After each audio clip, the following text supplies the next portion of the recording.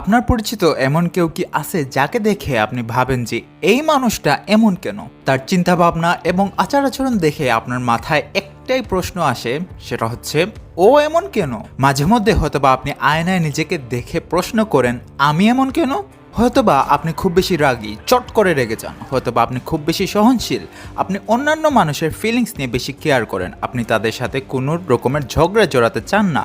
Maybe আপনি সহজেই board হয়ে যান, কোনো কাজ শুরু করার কিছু সময় পরেই বোর্ড হয়ে কাজটা আর শেষ করতে পারেন না।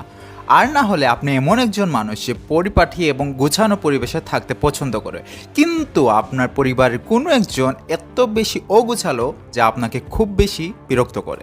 মানুষের মধ্যে এই বিরাট পার্থক্যের অন্যতম একটি কারণ হচ্ছে personality. Understanding personality traits can help you understand yourself and also other people. It will help you communicate and manage other people more effectively.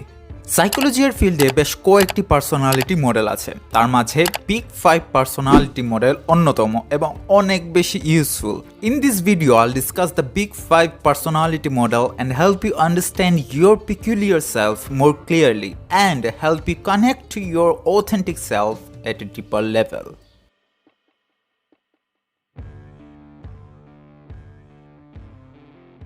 Big 5 personality মডেলকে ওশন মডেল বলা হয়। It stands for Openness, Conscientiousness, Extroversion, Agreeableness and Neuroticism.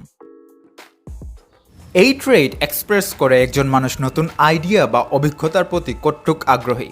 যারা এই ট্রেডে high score করে তারা বেশি creative এবং আর্টিস্টিক হয়, তারা নতুনত্বের প্রতি বেশি আকৃষ্ট থাকে, ফিলোসফির প্রতি তাদের একটা টান থাকে। আপনার হয়তোবা এমন কোনো ফ্রেন্ড আছে যে হুটহাট প্ল্যান করে ঘুরতে চলে যায়, যে কোনো প্রোগ্রাম বা প্ল্যান বানালে সে অলওয়েজ রেডি থাকে, হয়তোবা কখনো পাবলিক প্লেসে হুটহাট এমন কিছু করে বসে যা দেখে আপনি ভাবেন যে এই হালা এমন কেন। একটু খেয়াল করে দেখবেন যে এই টাইপের মানুষগুলো ইউজুয়ালি হাসি খুশি থাকে। You really see them sad. That's because of their open personality. They don't take things too seriously. অন্যদিকে যারা ওপেনেস ট্রেটে লো স্কোর করে তারা নতুন কোনো কাজ হাতে নিতে অস্থির বোধ করে বা অতিরিক্ত চিন্তা করে। আপনি যদি তাদের সাথে কোনো প্ল্যান শেয়ার করেন তারা আপনাকে 10টা কারণ দিবে ওই প্ল্যান ফ্লপ হওয়ার, because they are not open to new ideas. Openness ট্রেটের সাথে এক্সট্রোভার্সন কোরিলেটেড। যারা এক্সট্রোভার্সনে হাই স্কোর করে তাদেরকে আমরা বলি এক্সট্রোভার্ট। তারা মানুষের সাথে মিশতে পছন্দ করে। They feel energetic when they are in a group of people. তারা সহজেই অপরিচিত মানুষের সাথে সম্পর্ক স্থাপন করতে পারে। অন দ্য আদার সাইড যারা এক্সট্রোভার্সন স্কেলে নিচের দিকে থাকে তাদেরকে আমরা বলি ইন্ট্রোভার্ট। তারা একা থাকতে বেশি পছন্দ করে। They get tired if they are in a group of people for too long. এবং অপরিচিত মানুষদের সাথে মিশতেও তারা সংকোচ বোধ করে। এখন এমন কিছু মানুষ আছে যারা এক্সট্রোভার্টও না আবার ইন্ট্রোভার্টও না, তারা মাঝামাঝি একটা জায়গা আছে, তাদেরকে আমরা বলি এমবিভার্ট। এমবিভার্ট মানুষেরা বেশিক্ষণ একা থাকতে পছন্দ করে না, আবার তারা বেশি সময় ধরে মানুষের মাঝে থাকলেও বিরক্তি বোধ করে। So they want the best of both sides. Conscientiousness trait is a combination of two characteristics, industriousness and orderliness.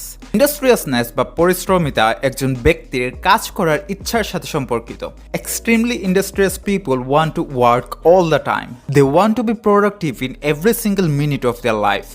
তারা তাদের দায়িত্বগুলোকে আরও গুরুত্ব সহকারে নেয় এবং তারা প্রায় কখনোই কোনো জায়গায় যেতে লেট হয় না, বিকজ তারা তাদের প্ল্যানগুলো সবসময় আগে থেকে চিন্তা করে রাখে। সেকেন্ড পার্ট অর্থাৎ অর্ডারলিনেসে হাই স্কোর করা মানুষেরা তাদের জীবনে আরও বেশি শৃঙ্খলা চায়। তারা তাদের আশেপাশের পরিবেশ এবং ঘর পরিষ্কার পরিচ্ছন্ন রাখতে চায়। তারা বিশৃঙ্খলা মোটেও পছন্দ করে না। অন্যদিকে যারা এই বৈশিষ্ট্যগুলোতে কম স্কোর করে তারা সাধারণত অলস হয়। তারা কিছুটা দায়িত্বজ্ঞানহীন এবং আবেগপ্রবণ হয়। আপনার আশেপাশে কিছু মানুষ দেখবেন যারা খুবই আন্তরিক, সফট হার্টেড অ্যান্ড কাইন্ড। তারা নিজের থেকে অন্য মানুষদের মতামতকে বেশি প্রাধান্য দেয়। অন্যের হেতে সেও হে মিলায়। প্রায় সব সময়ে মানুষ কি বলবে এই কথা বেশি চিন্তা করে। মানুষকে কষ্ট দেয়া বা অন্য কারোর সাথে ঝগড়া জড়ানো তাদের মধ্যে মোটেও নেই। এইরকম মানুষদের পার্সোনালিটি হচ্ছে agreeable. They are more likely on the extreme side of agreeableness. Highly agreeable people are very compassionate, polite and caring.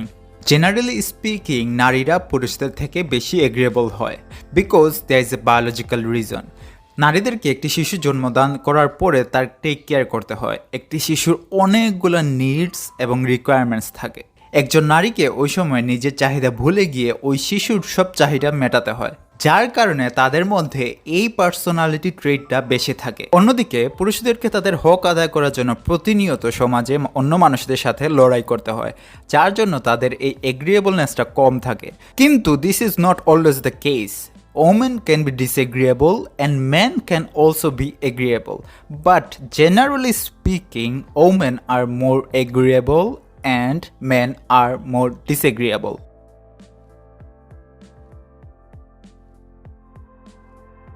সহজ ভাষায় বললে নিউরোটিসিজম হচ্ছে একজন মানুষের নেগেটিভ ইমোশনগুলো ফিল করার ক্যাপাবিলিটি। যারা এই স্কেলে হাই স্কোর করে তারা mood swings, anxiety, irritability and sadness এই ইমোশনসগুলা বেশি ফিল করার সম্ভাবনা থাকে।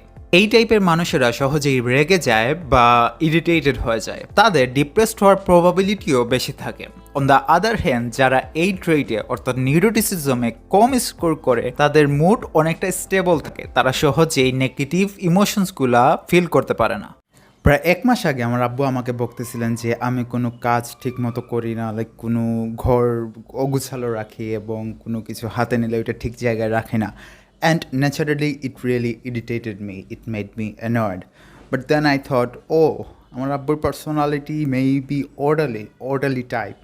That's why he is more like সব কিছু গুছায় রাখতে হবে, সব কিছু ঠিকঠাক রাখতে হবে, যা যেখান থেকে নিবে ওইটা ওইখানেই রাখতে হবে। অ্যান্ড যখন আমি ওইটা রিয়েলাইজ করলাম তখন I felt more understanding and more wholesome toward him. Then আমি ভাবলাম যে পৃথিবীর সব মানুষকে এটা জানা উচিত, তাহলে তারা তাদের কাছের মানুষদেরকেও বেশি বুঝতে পারবে এবং নিজেদেরকেও বেশি বুঝতে পারবে। Hence I made this video to help other people understand themselves. So if you think the video was helpful, leave a like below, and if you want to like test your personality type, you can do it from this link. And yeah, thanks for watching. Bye bye.